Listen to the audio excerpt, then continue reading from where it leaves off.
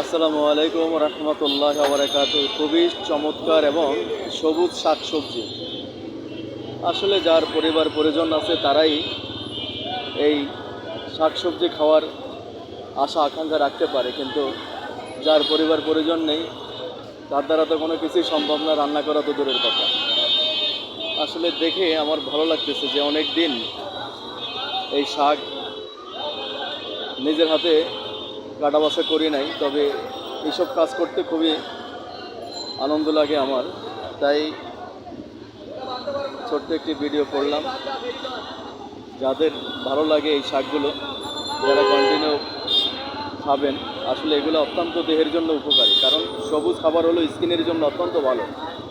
আপনি যত এই ধরনের খাবারগুলো খাবেন স্কিন ভালো থাকবে, স্কিন প্রফুল্ল থাকবে, কখনো স্কিনের সমস্যা হবে না।